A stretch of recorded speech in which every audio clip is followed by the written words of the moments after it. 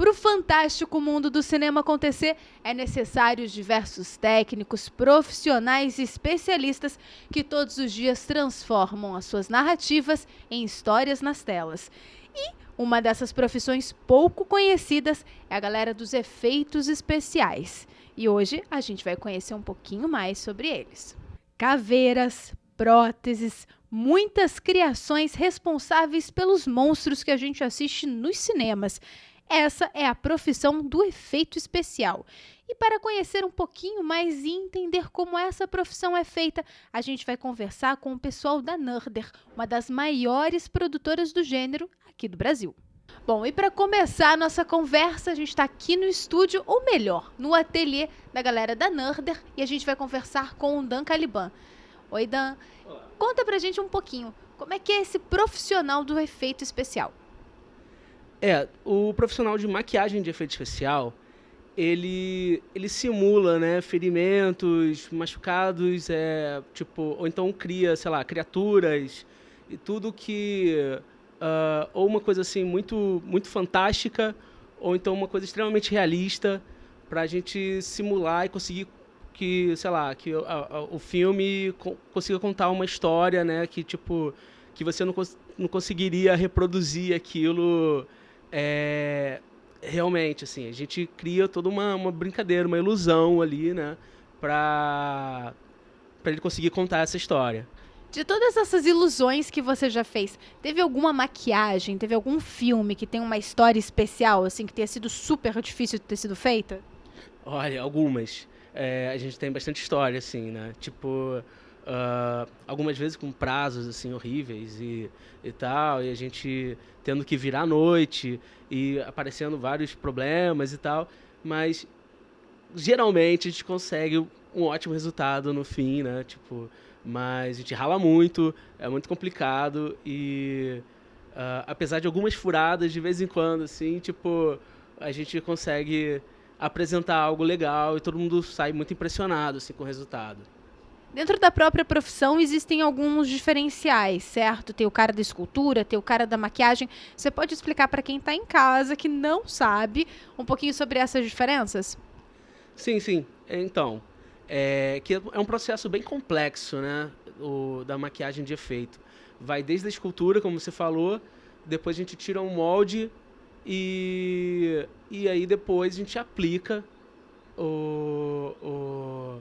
a prótese e maqueia. Então, geralmente, assim, a gente divide, né, por etapas e cada pessoa fica responsável por uma área, assim. E é basicamente isso, né? A gente também tira a life cast do ator, né, muitas vezes, quando a gente precisa aplicar a prótese na pessoa.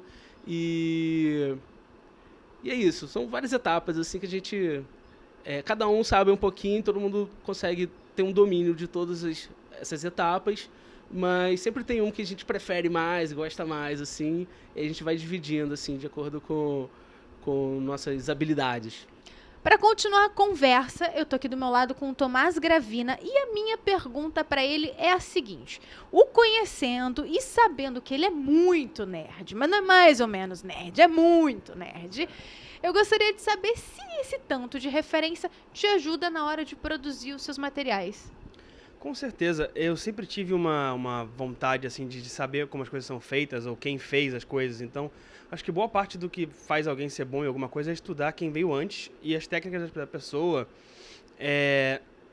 e também os modos diferentes de fazer que existem, né? Então, no efeito, assim, muito do que faz o efeito ser bem feito e convincente é você saber quem fez, como fez, quando fez e a história daquilo. Então, acho que ser nerd é uma coisa importante para fazer efeito especial, sim. Tá, e agora já que você falou de história, uma pergunta muito importante, se mudou, se durante essa história do cinema de horror, desde o seu início até os dias de hoje, se a maquiagem também evoluiu e se hoje em dia ela também é diferente? Bom, a maquiagem de efeito, a maquiagem e os efeitos no cinema começaram, na verdade, no começo do cinema mesmo, junto com o Georges Méliès, o pessoal que começou a fazer filmes de ficção mais divertidos ou com ilusões e fantasia. E quando virou uma coisa mais de terror, assim, viraram os monstros da Universal ou o pessoal da Hammer na Inglaterra, a maquiagem foi mudando. As pessoas no começo não tinham necessidade de fazer ela muito realista ou com uma textura bem real, porque com 35mm antigamente você não tinha muito como pegar toda a profundidade ou o trabalho do maquiador.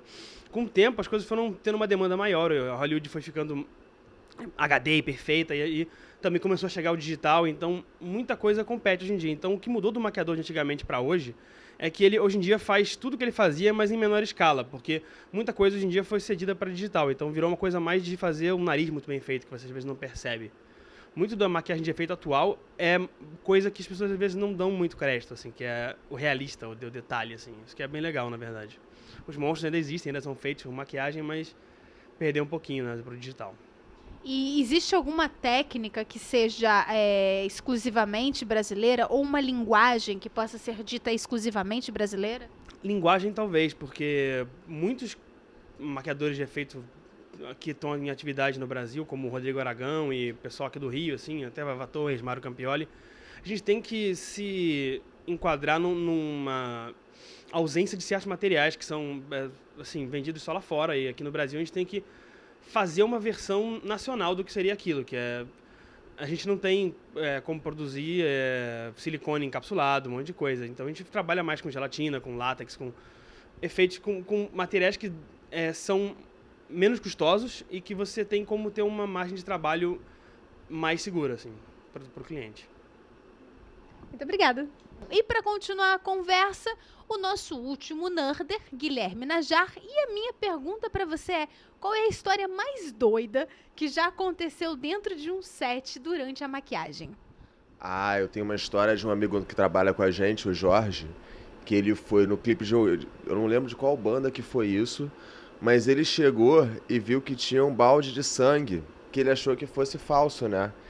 E o sangue falso é feito de açúcar, de glicose. Aí ele pegou, molhou o dedo no balde e botou na boca. E nessa hora ele sentiu um gosto de ferro. Aí ele descobriu que a galera estava usando sangue de porco no lugar de sangue falso. E acontece muito isso de você confundir sangue. Você abrir a sua geladeira assim, aí a única coisa que você tem é sangue falso? Olha, nunca aconteceu. Já eu guardo na geladeira, né? Mas até hoje eu acho que nunca confundiram com nada. Tá. E o que você prefere na hora de você fazer? Você prefere escultura, pintura? Dentro de todas as capacidades da maquiagem, qual é a sua preferida? Eu gosto da parte de aplicação de próteses. Aplicação e pintura. Então explica pra gente o que é uma prótese. É uma segunda pele que pode ser usada, pode ser confeccionada de vários tipos de materiais. Pode ser de látex, gelatina, espuma de látex. Isso variando de acordo com o objetivo que você quer atingir ali. E, é claro, com o orçamento também do trabalho. E dá pra viver de efeitos especiais no Brasil? Difícil. É complicado. Mas dá. Dá. Ok, obrigada, Guilherme.